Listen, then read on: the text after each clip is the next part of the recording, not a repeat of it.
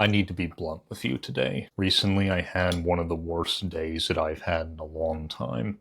I felt completely and utterly hopeless, scared, lost, completely confused, and utterly faithless. And it came at a point where I finally thought things were finally moving in the right direction, and life just seemed to come on to me and said, nope, you're not making any progress at all, so enjoy it. Fear definitely won that day.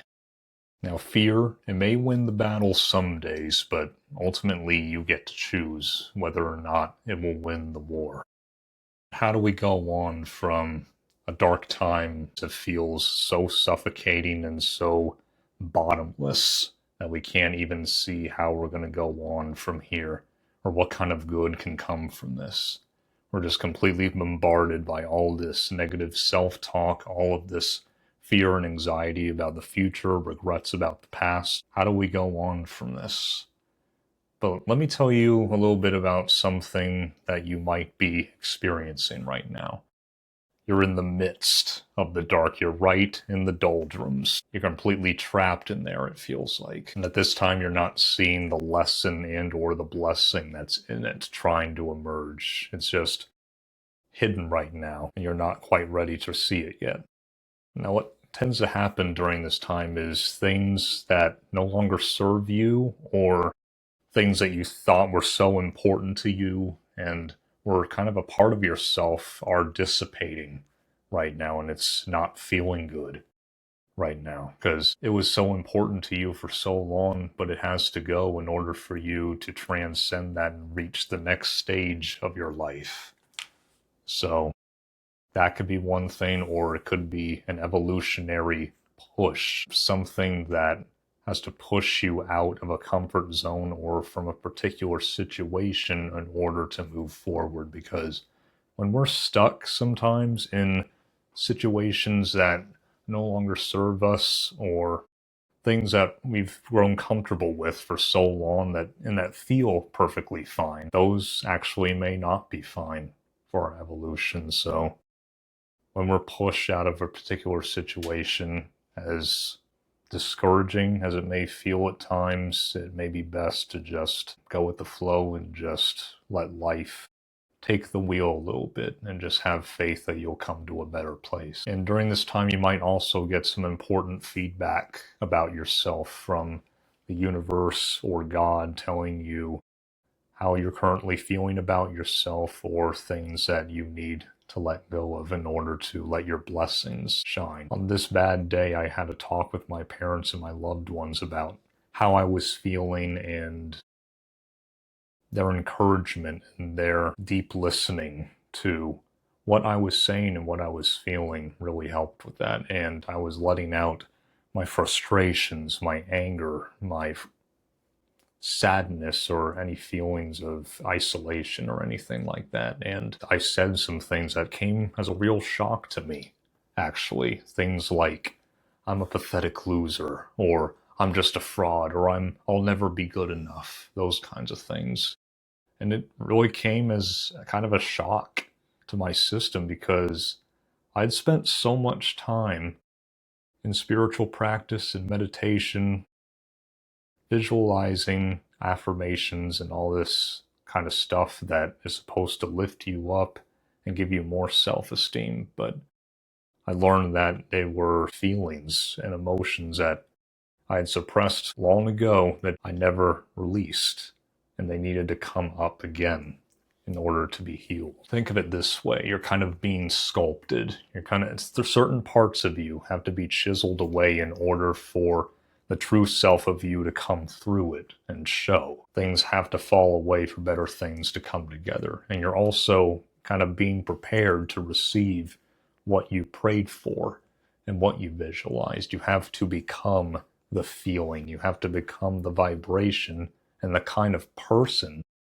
in order to receive that kind of thing that you want. You can't get it from a stagnant state, or a state of faithlessness, hopelessness, or sadness.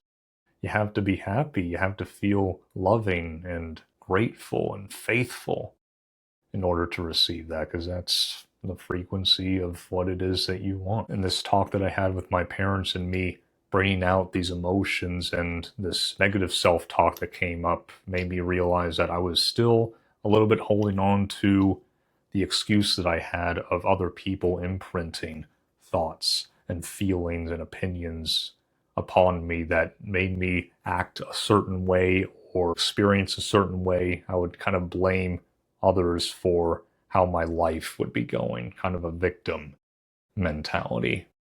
So it was a motivation to let the rest of that go and fully embrace self-responsibility. And it's not about denying those things that seem to have happened to you or any trauma that you may have experienced. It's not about denying it or downplaying it or anything like that. It's about seeing past what it appeared to be. It's like, what quality have I grown by going through that? And what quality do I have now that I wouldn't have if I didn't go through that? Because there's a blessing in absolutely everything. It's just amazing. You look at things that seem to bring us down, but at the end of the day, once we get through it, we have a quality that emerges from us that we never even knew about ourselves before. And then when something happens that's a little bit challenging and we handle it better than what we did before, we're kind of like, wow, I didn't know that was in me. So everything helps you in a way, even though it may not seem like it at the time. And don't blame yourself. Instead, take responsibility. They're two totally different things. Blaming yourself is about negative self-talk, harsh criticism, putting yourself down, and saying things like, oh, I'm an idiot, I'm not good enough, or why did that happen? Why did I do that? Instead, turn it to self-responsibility. Say, yep, that just happened. That did not feel good. I forgive them. I forgive myself, but it's time to move forward with what I know now. That is self-responsibility. And that's from a place of genuine self-love, appreciation, and responsibility. So embrace that. And that's been a big help for me. And be your own biggest fan as well, because there are certain times where it may feel like even the people closest to you, even your family and your friends that you've known for years, don't seem to support you. And it doesn't mean that they don't, but they're probably just going through stuff in their own lives that they're worried about or trying to better themselves in order to overflow with their love and what they want to give in their life. So do not take it personally. Instead, be your own biggest fan, even when no one else seems to be.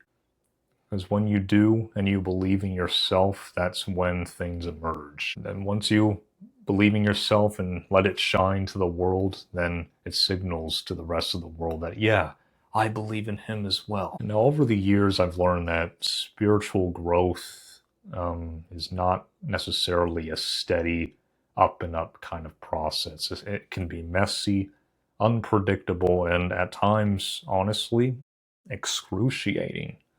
And this really came at a surprise to me when that first kind of experience occurred, because for so long I thought that it was just a gradual ascent up into bliss, just a smooth, steady path toward enlightenment or nirvana or whatever you want to call it. But instead of a steady staircase up, I've learned that it's more of a spiral, an ever-expanding spiral that just slowly but surely goes up and expands. And there's times along that spiral where you feel like you're going to fall off the edge, or you're on a path that isn't quite aligned, you're confused, and like, where is my life going, kind of thing. It can be hard to kind of trust that process when you're going through it. You feel like you're going backwards, but it could be just the step off the path that you need in order to divert back onto your path, or it's just a fun little side quest.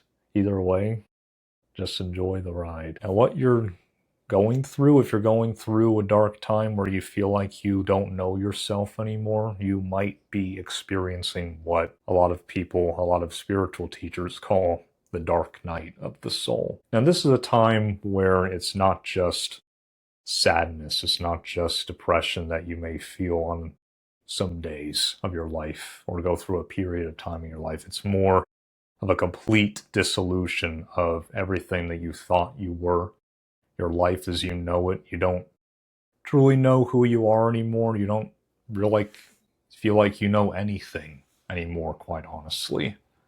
And it can be crippling, it can be discouraging, and it's not a pleasant experience sometimes. The dark night of the soul can be triggered by stepping out of your comfort zone or stepping outside of your normal habits or things like that. It's kind of a push and a pull process. The pain pushes you until the vision pulls you.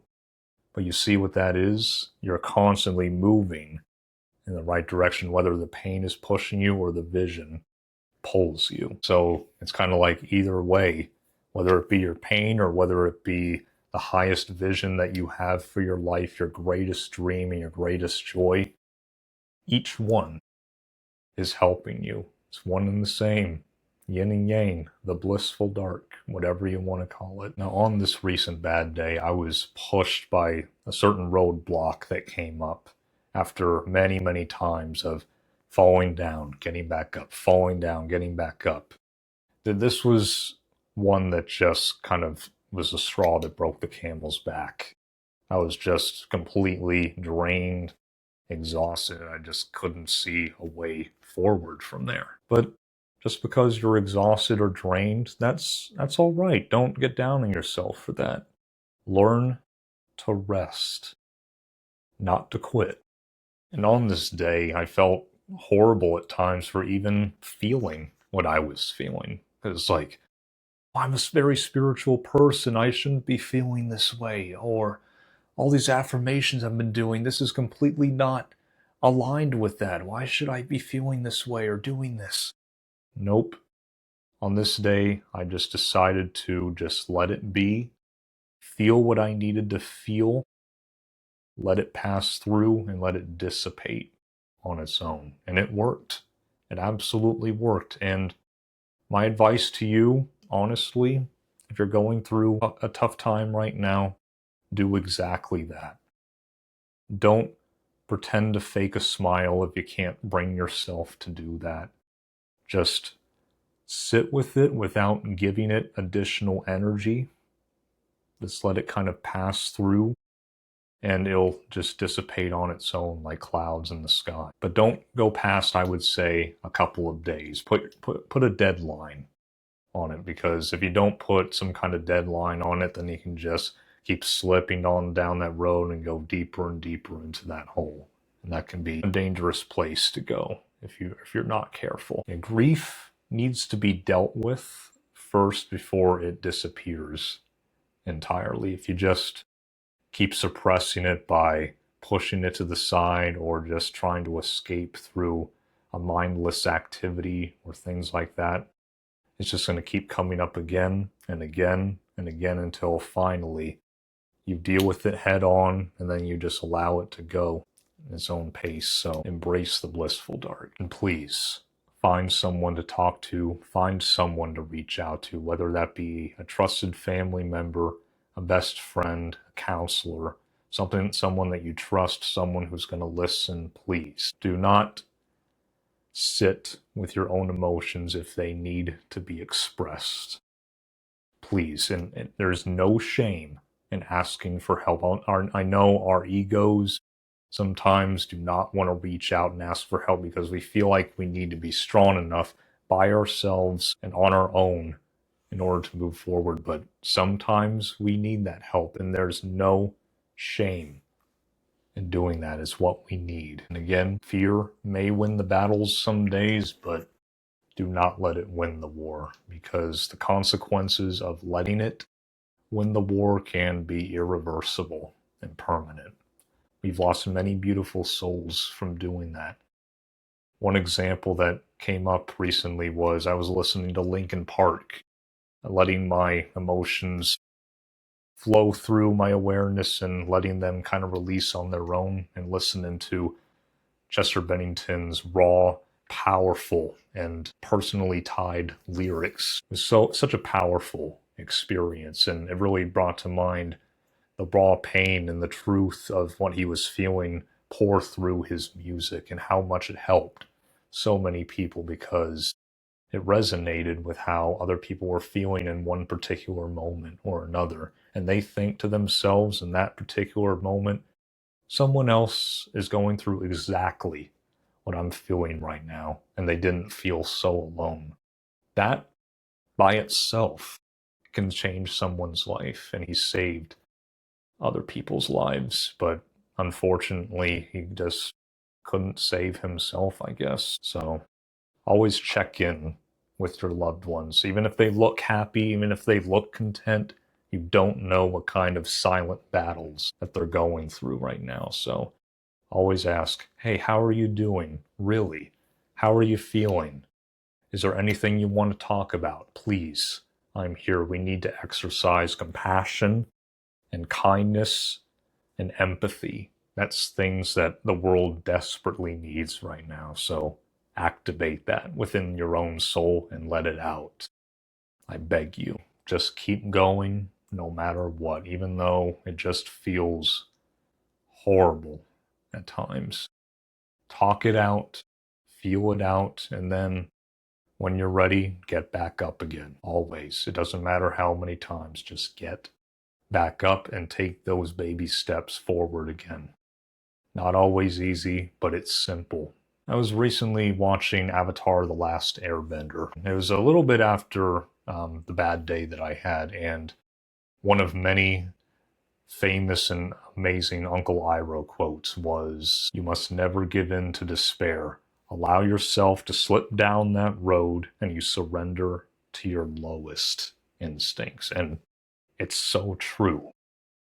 It's such a beautiful, powerful moment for me, and it really gripped me during this particular thing that I was going through, or I was just getting past from, because you don't want to make decisions in life from a state of complete hell or sadness or grief, or when you're in the doldrums of the darkness. When you make decisions from that, it's guaranteed that you're either going to regret it pretty quickly or you're going to regret it down the road. So allow this dark moment to pass, get some perspective, return to yourself, and then make decisions from there.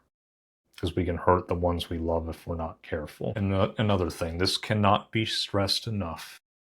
Be patient. So many of us, including myself, have wanted fast or instant gratification with what we want or what we want to manifest. But we need to enjoy the journey, because ultimately life is one epic, eternal journey. Even when we pass from this life on earth, we go on forever. We have always existed and we will always exist, because we are spiritual light beings of God. At the end of the day, we're just having a human incarnation right now. Our attention, a lot of the time, is put on the destination. Once I get that one thing, everything will be okay. Once I accomplish that one dream, I get that certain person, everything's going to fall into place. Everything's going to be fine, and that's when I'll truly be living life. But the truth is, when we finally reach that goal, when that thing manifests, it doesn't complete who we are. It doesn't fulfill who we are, because that's not where our happiness derives from. It derives directly from our soul. You nurture it from the inside out. Embrace that idea. And on this day, when I was talking to my parents, I said, why after so much time in investing in my spiritual growth, my visualization, my meditation, my affirmations, why does it seem like sometimes nothing's happening? But this kind of thinking can blind us to what we're already grateful for, all the blessings that we have in our lives. So do not push things and do not rush things, because when we do, we tend to break them. Always invest your precious time, because ultimately the vision comes through and as you. It doesn't just simply come to you from you just staying stagnant in one particular place. Now, it seems like sometimes that the little things that come to us just magically. And that is true sometimes, but the big visions that we have for ourselves or who we want to become comes to us when we meet it in the middle. We need to become the feeling, the vibration, and ultimately the person, the being who is ready to receive that which we are praying for. It already exists, it's already ours, but unless we rise up to meet it at that level, then it'll never show up in the physical reality. You're not waiting for something to happen. You are embodying what's already happening. Now they say that a bad day for the ego is a good day for the soul. And this particular day, my ego was hurt. With love, but the ego was hurt because I heard some blunt but honest observations from my loved ones about what I was saying about myself, how I was feeling, and stuff like that. And they just pointed out to me things that I needed to let go of, or things that I'm saying about myself that aren't true. It kind of set me back a little bit, but it was the kick in the ass that I needed. And it made me think of a quote from Walt Disney. He said something in the essence like, through all the things that I've gone through, it's strengthened me. You may not realize it when it happens, but a kick in the teeth may actually be the best thing in the world for you. So whether it be things that appear to be bad and the things that appear to be wonderful and good, they both help us in our lives and sculpt us into who we're truly meant to be. Here's a practice that you might want to do, and it truly helped me when I was going through this rough time. Any kind of negative self-talk that came up, when I would say things like, oh, I'm a pathetic loser or I'm not enough, I would turn that into the opposite. I would affirm the truth of my being, which is, instead of I'm a pathetic loser, you say, I'm a monumental and successful winner, or I'm not enough to, I am way more than enough and I am more than worthy of receiving all the universe has to offer me. So you, in essence, take a negative and transfer it directly into a positive. So any lies that may come up about yourself, do not believe them, and then turn them into the truth.